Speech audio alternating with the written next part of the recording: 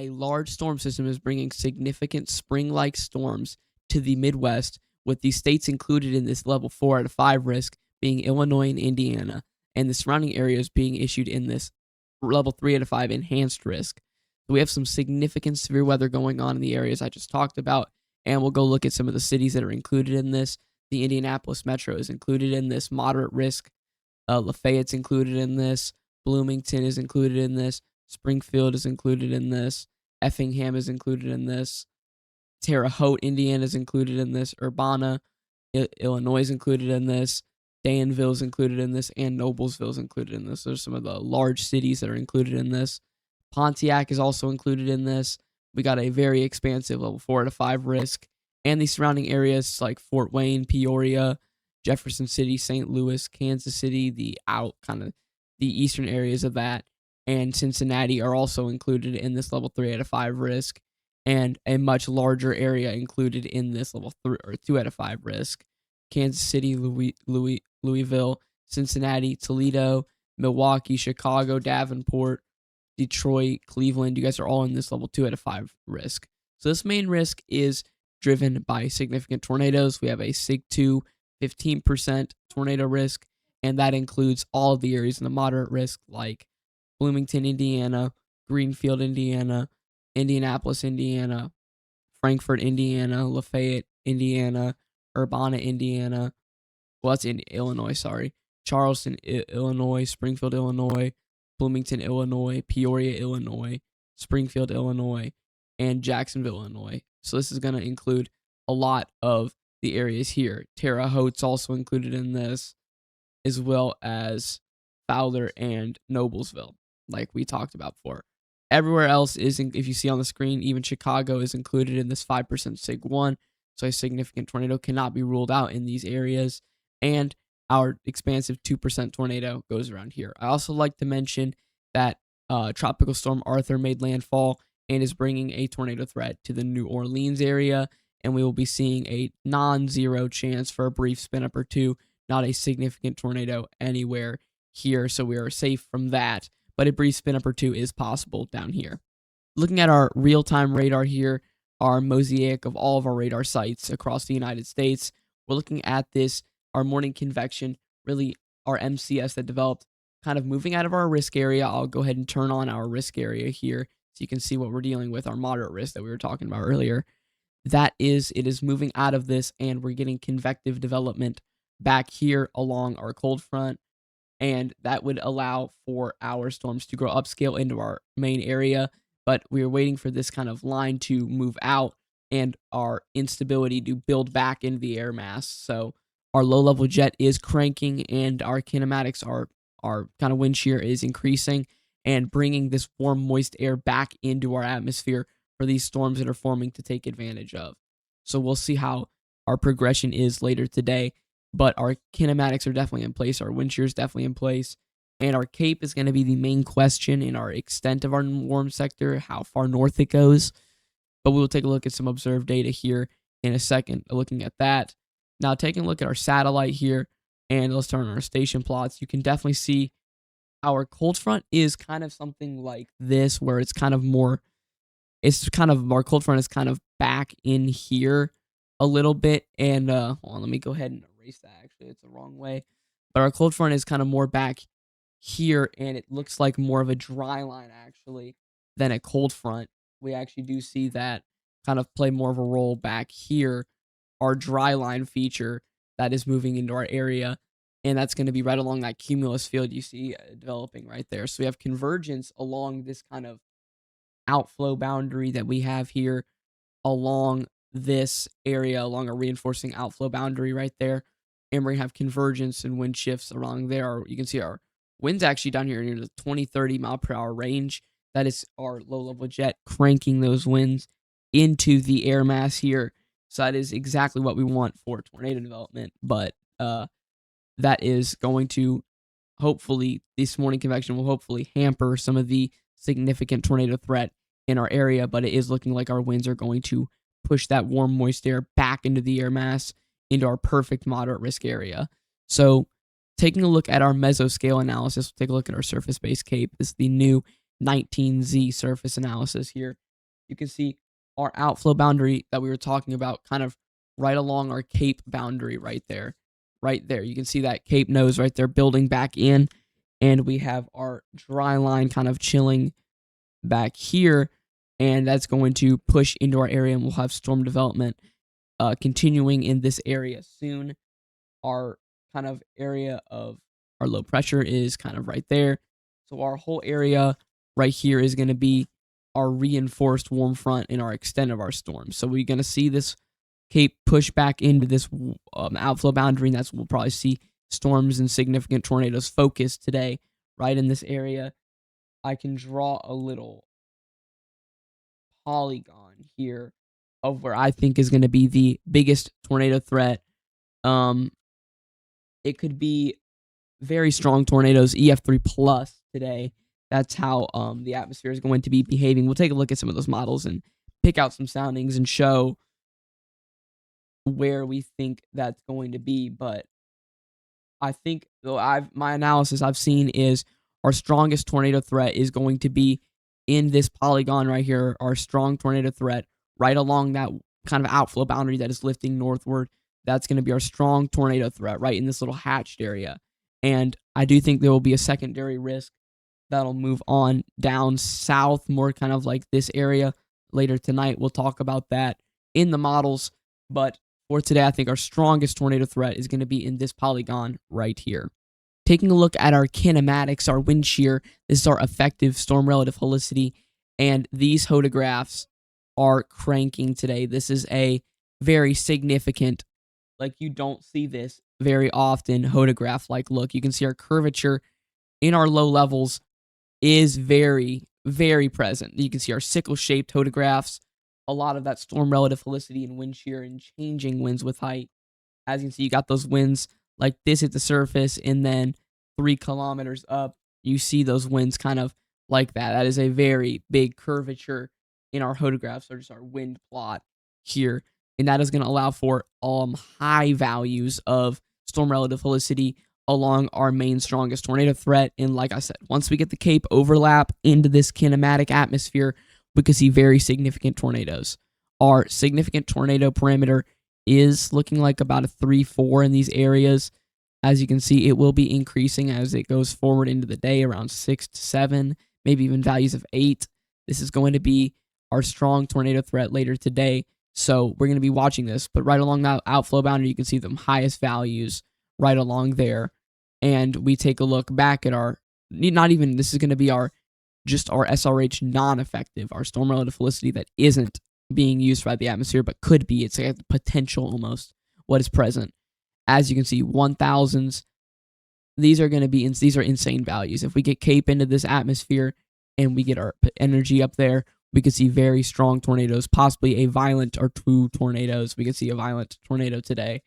That is not out of the picture. Now, taking a look at our surface vorticity in our 3 Cape, this will be increasing as we go into the day, our 3 Cape, but our vorticity is very strong.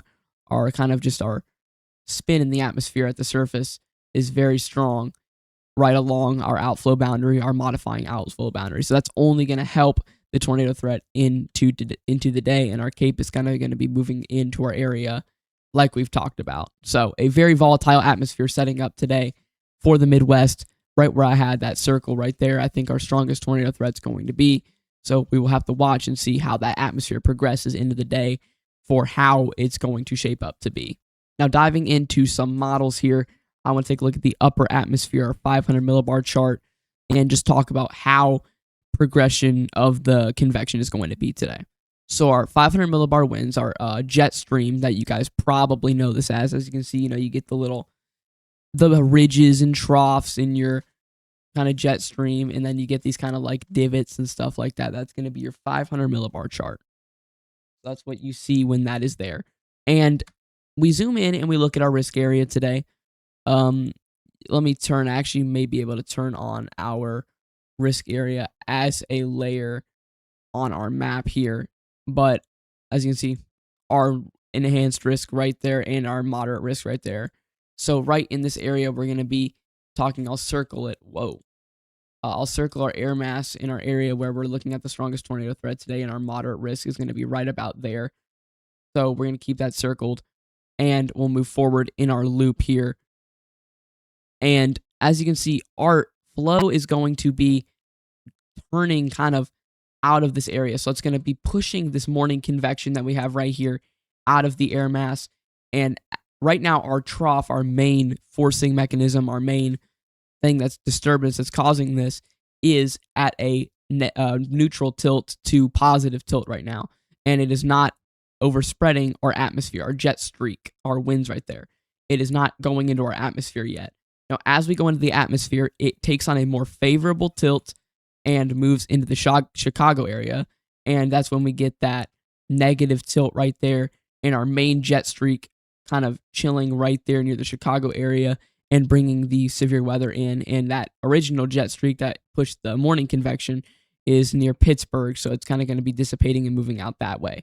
Our fast values and our high values are, see, as you can see, 80, 90 knots. This is a spring-like trough right here, spring-like speeds, air mass, and it's going to allow for this, as we talked about before in our other videos, the negative tilt does allow for these storms to be more efficient and the moisture pulling to be better. And this is great kind of zonal flow we see for the spring-like, well, normally the summer-like trough is not going to be a giant bowling ball or trough, but it is a very strong trough for June. And we'll take a look at our simulated composite reflectivity with our updraft velocities. And this is what I want to talk about, the future radar. So looking at this, as you can see, we have our main morning convection and our cells starting to pop off there. As we go forward into the day, strong to intense supercells fire in these areas. And this is going to be where we see our significant tornado threat right here. All of these cells are going to be tornadic, especially the ones here where we circle that main tornado threat right there. That's going to be significant cells as we go into the night. So these will last from really 3 p.m. today, which is 3 p.m. Central, all the way into the night. And I feel like when I talked about that secondary risk, the models have been consistently really showing that these cells will progress into the northern Kentucky, southern Illinois, mid to southern Indiana area, and they will rejuvenate and develop into another strong environment as they move past this area, which will really allow for, as you can see, our STP values we go into today. They have our first increase right around the Springfield area, right along the outflow boundary like we were talking about. And then back down south to our secondary risk, they increase overnight tonight for a whole nother risk, a nocturnal risk at about 12 a.m. all the way into the 7 a.m., 8 a.m. time frame where we can have a significant tornado all night in the Kentucky, Indiana, southern Ohio, southern Illinois area, where we can see a significant tornado down here. Even into the northern Tennessee area, we got values pretty high. I don't think we'll see any storms form in that, but we have a lot of the good values there for tornadoes. You can see our cells progress into the night, and then they kind of fizzle out and die as that system moves off to the northeast. Today, that is associated with our cells. So I do think this area is going to be where our significant tornado threat is going to be into the morning tonight. I think a secondary risk could line up as our kinematics increase, as the little jet increases. So we'll talk about that right now. We'll talk about our surface-based CAPE here. And as you can see, right now we got those intense values out there. We were looking at the SPC mesoanalysis page. Now we're looking at this page here, our weather front, our HRRR model. And moving forward, as you can see, our CAPE increases. No, our kinematics are going to be higher on this side. So if we get CAPE higher up in here, the tornado threat goes up. But 2,000 to 1,500 is going to be ample enough for some severe weather today, and that will increase into the night, and our CAPE will kind of flow up into our Evansville, Louisiana risk, or Louisville, Evansville, Louisville risk today, as you can see, and our storms will form and kind of eat out some of that environment later today and eat away at our warm sector. So that will be taking advantage of that high CAPE value.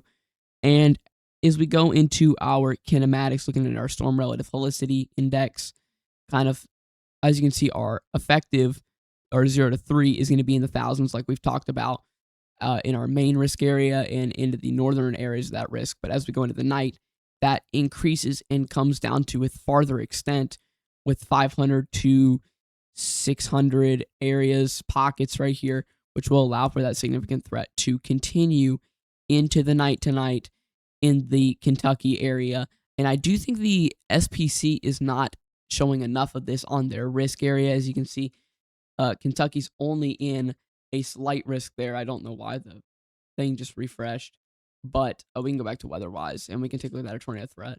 As you can see, we have that main risk down here. I think our secondary risk could line up. Even for tomorrow's risk, we don't even have a tornado threat up there. So I think this will be, if this continues to look like this on the model runs, we could see something happen here tonight. So pay attention if you guys are on the southern side here of this 5%, even though you're only in that. I would pay attention for some of those cells that could ramp up over the night tonight into the Evansville, Louisville, Paducah kind of triangle here. I'll draw out that polygon again where I think that threat could be a small window for a strong tornado threat in those areas with that storm, with those cells moving through tonight could cause that before they kind of line out by about 5 a.m. And that kind of environment gets eaten away by these kind of popcorn and the remnants of that storm threat right there. So that kind of area I think is going to be where our storms threat is going to be picking up tonight. And obviously our northern risk is going to have a stronger tornado threat as it has the better kinematics and atmosphere. That is about really going to wrap it up for today's video. Thank you guys for watching. If you enjoyed this content, make sure to like and subscribe. I do have a video dropping either on the 20th or the 21st. I'm not going to spoil that. I'm experimenting again with my content, and I want to see what you guys think of it. And I have another video dropping after that one. So trust me, this time we're going to get it done. We're going to drop it, and I'm really going to experiment because I want to see what you guys think about this new kind of, it's not really a new kind of style, but I feel like it's going to be different. So I want to see if you guys will like that, or if you guys like me sticking to my forecast videos. Like I said, I'll just say that it's different from what I'm doing right now, obviously, if I'm experimenting. So I want to know if you guys want me to stick with this type of content, or if you guys want me to try my experimental content, which you will see here in a few days to a week. I'll be releasing that, and then some more kind of that style content. I'll release a few videos on that, see how it does, and then if this content does better, then I'll keep doing this. So if you enjoyed the video, thank you, and like, and share, comment if you want. It is all welcome here. But yeah, thank you guys for watching. Stay safe today. Goodbye.